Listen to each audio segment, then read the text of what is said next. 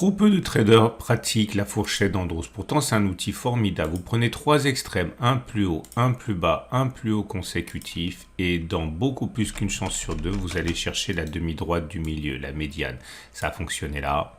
Ça a fonctionné également ici, un plus haut, un plus bas, un plus haut consécutif. Et vous voyez, on va chercher la médiane. Et on peut faire ça encore et encore, et on se rendra toujours compte de la même chose, c'est que trop peu de gens utilise la fourchette d'Andros. Et vous savez quoi? Il y en a une qui est active sur le CAC 40. On va voir ça tout de suite.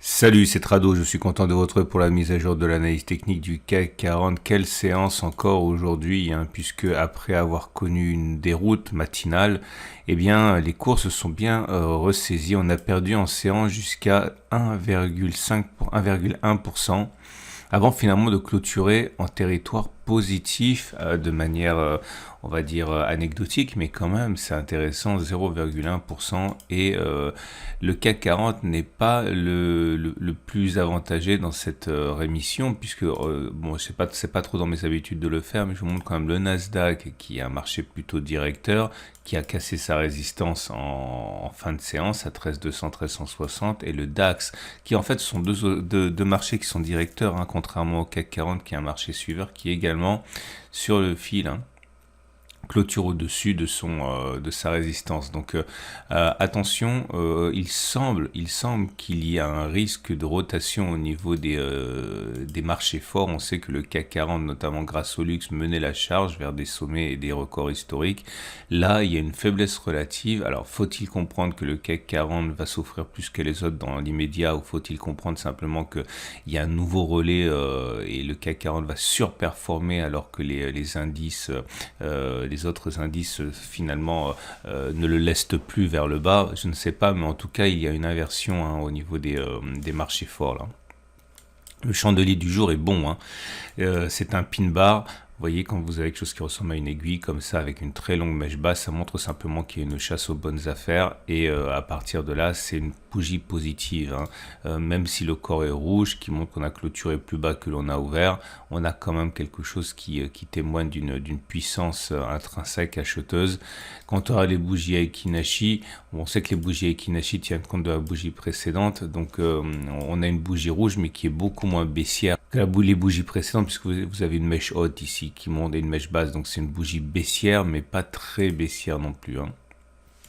On a également au niveau des éléments de Fibonacci. Vous savez, j'en parle souvent, mais il faut garder ça à l'esprit parce que l'analyse technique fonctionne parce qu'elle est de plus en plus suivie. Et si on utilise les retracements de Fibonacci, on voit qu'on a effleuré, mais on n'est pas venu chercher 23,6% de Fibonacci. Alors, il ne faut pas non plus être complètement borné, l'analyse technique n'est pas une science exacte. Faut-il considérer qu'on est venu retracer à minima sur les 23,6% de Fibonacci?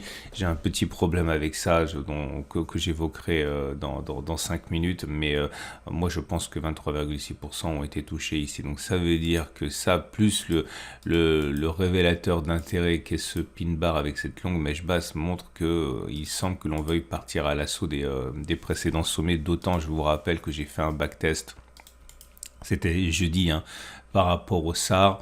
Je brûle un petit peu les étapes, mais je vous avais montré que statistiquement, lorsque l'on ne fait pas un plus bas par rapport à la bougie de cassure du SAR, comme ça a été le cas ici puisqu'on est monté, eh bien il est plus plausible que l'on aille chercher une cassure du SAR plutôt que l'on aille chercher un plus bas.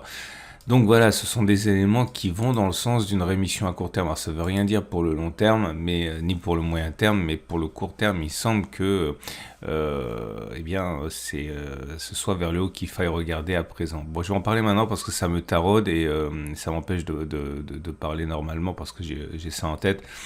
C'est par rapport au trade que j'ai fait et je vous avais expliqué que j'étais rentré à 7503, je brode vraiment les étapes ici.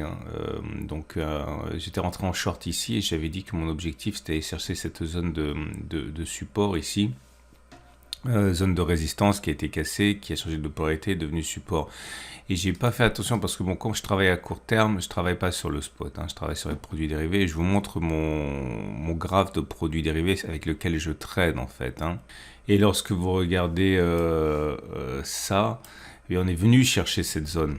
On est venu cette zone et je pensais pendant un moment que ça avait été également le cas sur le CAC 40, mais vous voyez, on est allé chercher cette zone au point près, justifiant le débouclage du trade. Mais lorsque l'on regarde, je vous montre bien, il s'agit bien de la même zone ici, vous voyez, là. Ah non, je mets en 1 heure, pardon, je me mets en journalier, et il s'agit bien de la même zone, ici la zone de support devenue résistance, et on est venu chercher exactement au point près cette zone là, avant finalement de rebondir. Mais comme vous pouvez le voir, c'est pas du tout le cas avec le CAC 40, donc je suis très embêté par rapport à la suite logique à donner, parce que les traders qui jouent avec ce genre de choses dont je vous ai parlé, eh bien sont sortis, hein, ceux qui avaient le même objectif, mais ceux qui travaillent avec le CAC 40 pour de l'analyse technique, comme moi aussi, on est un petit peu circonspect parce que l'objectif n'a pas été rallié. Mais c'est le trading à court terme qui fait les marchés, hein, pas les fondamentaux ni autre chose. Hein. Donc voilà, je suis vraiment embêté par rapport à ça avec tous ces signaux haussiers et cet objectif manqué sur le spot, mais touché sur l'outil de prédilection des traders. Bref. Et donc à partir de là, les éléments techniques, la moyenne mobile à 7 jours, eh bien elle est baissière, on est en dessous, donc l'influence immédiate est baissière, la moyenne mobile à 20 périodes. Elle est ascendante et on est au-dessus, on a rebondi, donc la tendance générale est haussière, la moyenne mobile à 50 jours est ascendante, on est au-dessus, la tendance de fond est haussière. On a vu, hein, le SAR, il a été cassé à la baisse. Maintenant, il est plausible statistiquement, et je l'ai expliqué, hein, qu'on a recassé le SAR à la hausse maintenant. Hein. Ça ne veut pas dire qu'on est reparti pour faire des records, ça on n'en sait rien. Hein. D'ailleurs, moi ce que je pense, c'est qu'on va avoir quelque chose comme ça. Ok, mais c'est qu'un sentiment global, c'est absolument pas tradable. Hein. Le super trend, quant à lui, n'est pas du tout menacé pour l'instant. On reste sur un régime, hein, un régime haussier. Il n'a pas été cassé ce super trend, donc on peut tout à fait envisager une continuation de la hausse. Hein. Ce qui nous amène donc à un élément qui fera l'objet c'est pas un backtest parce que c'est pas vraiment backtestable, parce que c'est pas vraiment non plus objectif. Il y a trop de variations au niveau de ce qu'on peut faire. Mais je vais vous expliquer, ça fait écho à des demandes répétées qu'il y a eu sur la vidéo par rapport à la fourchette d'Andrews. On me dit Trado parle des fourchettes d'Andrews. Je veux dire, je vous explique ce qu'ils ont en tête, ceux qui me demandent ça, c'est qu'ils voient cela. Voilà, regardez, vous prenez un plus haut, un plus bas, un plus haut consécutif, et on sait que la médiane de la fourchette d'Andrews est beaucoup plus souvent ralliée qu'elle ne l'est pas. Ok, la médiane, elle est là. Je vous montre quelques exemples pour vous en convaincre. Alors, je vais au hasard comme ça, faites pas attention au pouce. Voilà, si je fais une fourchette d'Andrews, là je fais au hasard, hein, je ne sais même pas si ça va fonctionner, un plus haut, un plus bas, un plus haut, vous voyez, on touche la médiane. Ou si je prends ensuite celle-là, si vous ne connaissez pas les fourchettes d'Andrews, j'ai un module de formation dessus dans le pack Total Trado, et également plein d'exercices. La médiane a été touchée. Ok, médiane touchée avant que l'on sorte de la fourchette d'Andrews. Vous voyez, je vous en montre encore quelques-unes parce que c'est la section pédagogique. Fourchette d'Andrews ici, un plus haut, un plus bas, un plus haut. Et qu'est-ce que vous voyez? Mince, je travaille comme un cochon. Alors, il y a des règles à respecter, il ne s'agit pas de prendre n'importe quoi. Mais encore une fois, je vous renvoie au tutoriel pour avoir une idée claire, enfin simple. C'est en dessous de la vidéo. Et ensuite au module de formation si vous voulez devenir un pro de la fourchette d'Andrews. Et vous voyez, la médiane, elle est touchée encore. Donc ça se passe comme ça dans 80% des cas. La médiane de la fourchette d'Andrews est touchée. Alors il y a une limite quand même, c'est que, regardez, ça parfois c'est vraiment bluffant. Il y a une limite quand même, c'est qu'on me dit qu'on n'a pas le droit de tracer une fourchette d'Andrews qui impliquerait qu'une ancienne fourchette toujours active soit cassée. Voilà, regardez, je vous montre un exemple ici. Je vous montre l'exemple actuel qui fait que je ne refais pas de fourchette d'Andrews. Si vous remontez suffisamment en arrière, vous avez une fourchette d'Andrews ici qui a été tracée ainsi. Ok, elle n'a pas été invalidée, donc excusez la palissade, mais tant qu'elle n'est pas invalidée, elle est valable. Ok, et comme vous pouvez le voir, comme d'habitude, la médiane a été touchée. Après, je ne me préoccupe pas de ce qui se passe, ça ne m'intéresse pas, j'en ai déjà beaucoup parlé. Ce qui m'intéresse, c'est le ralliement de la médiane et la sortie de la fourchette d'Andrews. Après, entre-temps, ça ne m'intéresse pas, vous voyez, on oscille. Et tracer une fourchette d'Andrews ainsi, c'est possible à condition, j'ai bien dit à condition, que cela n'implique pas pour le ralliement de la médiane que l'on sorte de la fourchette d'Andrews. Je vous montre un autre exemple. Vous voyez, ici, on aurait pu en tracer une autre sur une petite unité de temps. J'ai du mal ce matin avec les fourchettes d'Andrews, pardon. Donc, je retrace cette fois-ci avec précaution, voilà, cette fourchette d'Andrews, et vous voyez que là, on a touché la médiane, mais à aucun moment, cela n'impliquait un rejet, le fait que l'on ignore la précédente fourchette d'Andrews. Donc tant que l'on rallie la médiane de la nouvelle fourchette en restant dans l'autre fourchette plus ancienne, c'est bon. Alors ça m'amène à la fourchette là que certains voient, appellent de leur vœu.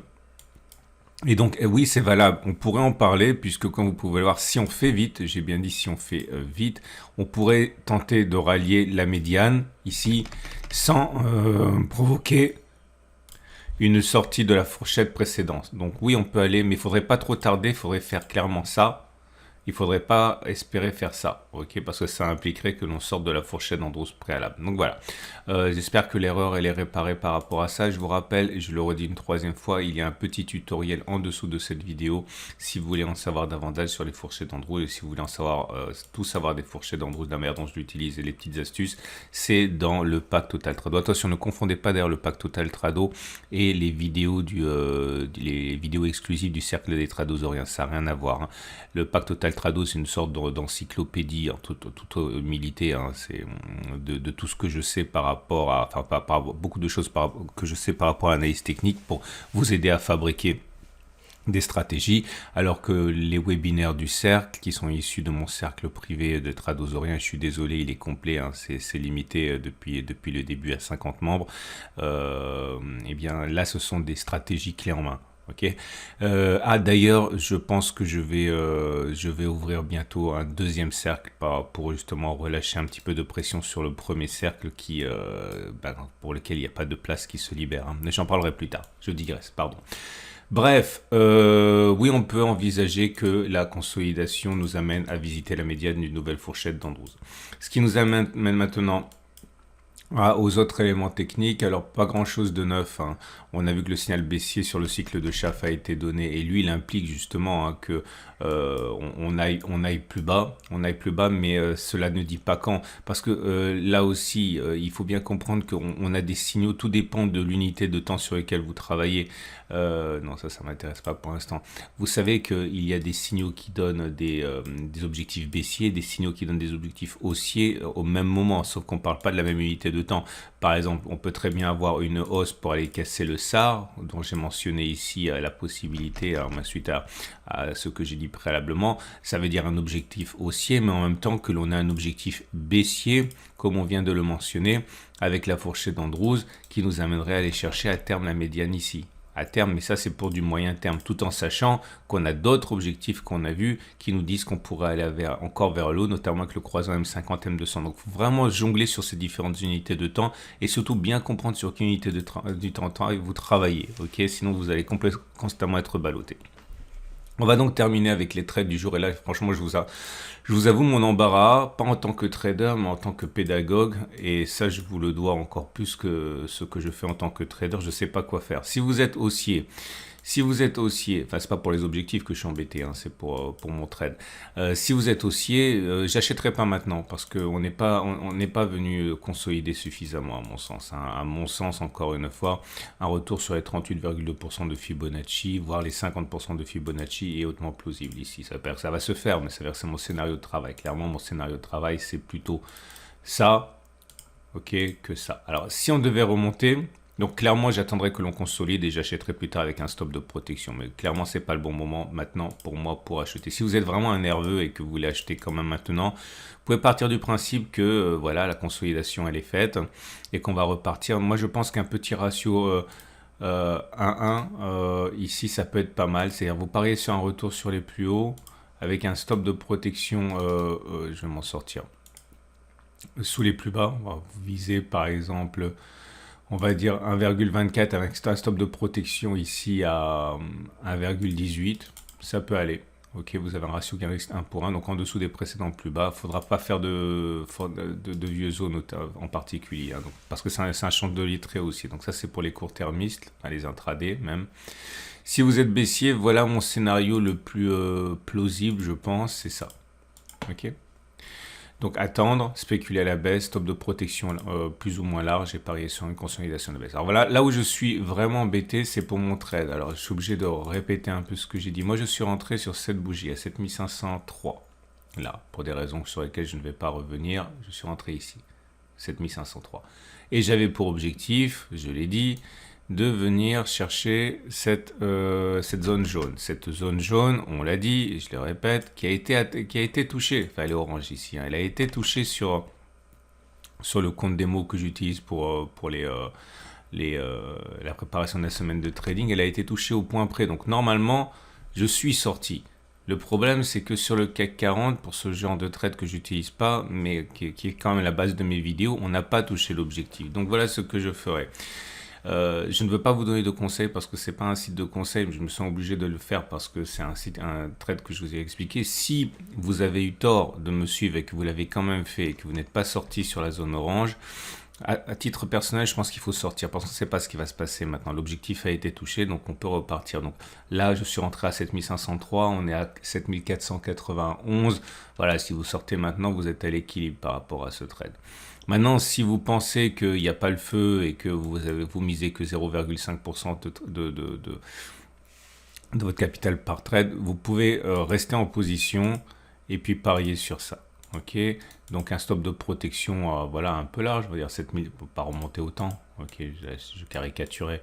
Voilà, vous mettez un stop de protection un peu au-dessus, par ici à 7610. Ok, et vous pariez sur le fait qu'on va replonger après. Voilà, plein de choses à voir pour vous dans les autres vidéos.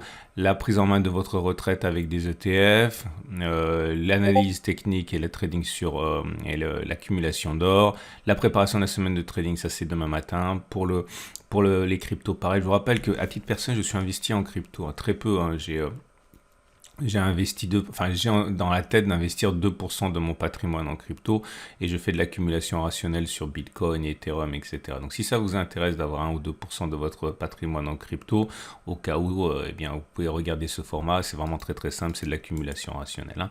Et puis, bon, toutes les mises à jour habituelles. C'est une excellente journée, je vous dis à demain pour la mise à jour et désolé pour le ton un petit peu emprunté là que j'ai par rapport à ce trade, c'est parce que voilà, c'est des obligations que j'ai par rapport à vous et là c'est vraiment des cas limites sur lesquels j'ai un peu de difficulté à prendre position et à expliquer ce que je fais parce que voilà, c'est des cas particuliers. À demain pour la mise à jour.